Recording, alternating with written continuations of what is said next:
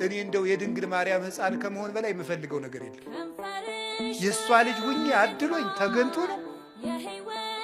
እነዚያ መለኮትን ዳሰው አቅፈው አጥብተው ያሳደጉ እነዚያ እጆች የሚያበሩ እጆቿ አዋን አግኝቼ እጄን ይዘው ጎትተው ነው። እግዚአብሔር የሰጠን እድል ነው እኮ እንደውም የድንግል ማርያም ልጅ መሆኑ የእሱም ትሕትናው ነው። የእኔ እናት ለእናንተ ምናት ትሆናችሁ ልጅ አልሆንም ይባላል። ነውር ነው በእውነቱ።